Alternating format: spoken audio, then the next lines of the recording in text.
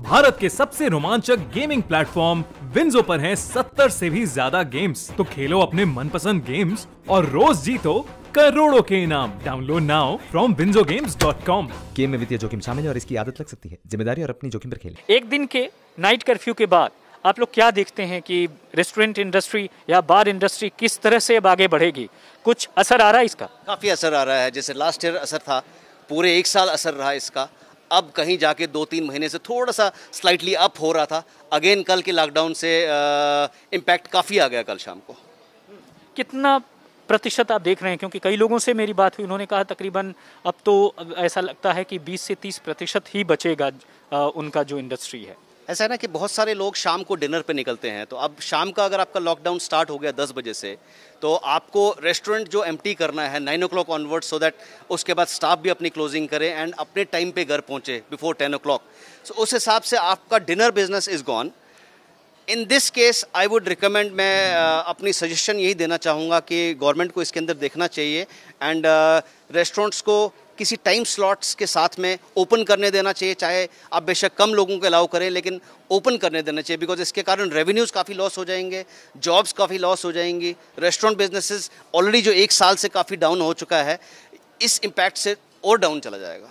Impact तो बहुत strong है, क्योंकि हम स्पेशली कनॉट प्लेस में ज़्यादा इम्पैक्ट इसलिए होता है क्योंकि रेजिडेंशियल एरिया स्टाफ का भी या गेस्ट का भी दूर होता है।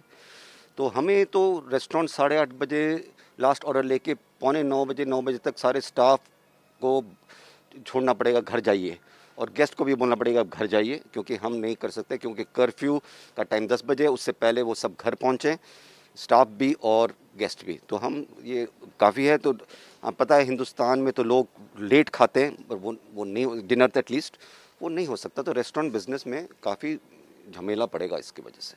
अच्छा, ये कहा जा रहा है कि जो नाइट कर्फ्यू है वो भी लॉकडाउन की तरह ही है, खासकर हॉस्पिटैलिटी इंडस्ट्री के लिए। तो कितना लॉस है? बहुत बड़ा लॉस है, क्योंकि जैसे दिन में तो लोग काम भी करते हैं, शाम को ही आते हैं अपने बाहर खाना खाने के लिए। तो अगर शाम को भी आते थे तो 7:30 8 बजे से पहले कोई नहीं आता, 8:30। तो अगर हमने 8:45 बजे आधा घंटे में बंद करना है तो कितने लोग आ सकते हैं? और लोग भी अगर दूर से आ रहे हैं तो इतना नहीं लेंगे कि रिस्क की रास्ते में आप वापस घर ना पहुँचे टाइम से।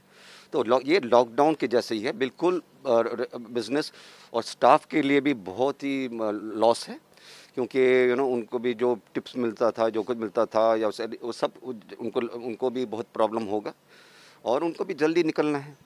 हमारा एक गुहार जो है सरकार से है कि जो आपने पहले भी गैदरिंग को लिमिटेड करके और लिमिटेड गैदरिंग में जो प्रिकॉशंस को ऑब्जर्व करके ये फार्मूला पहले अप्लाई किया था, इससे कोविड के फिगर्स बहुत ज़्यादा कंसिडरेबली डाउन आए थे और दिल्ली सबसे ज़्यादा इसमें कामयाब रही थी।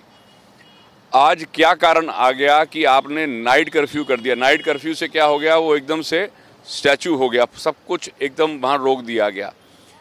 देखिए, अगर कोविड का फैलना है तो दिन में जो बाज़ारों में भीड़ है वो सब वहीं की वहीं है, जितने भी पब्लिक एरियाज़ हैं वहाँ पे कोई रोकथाम नहीं है, कुछ नहीं है।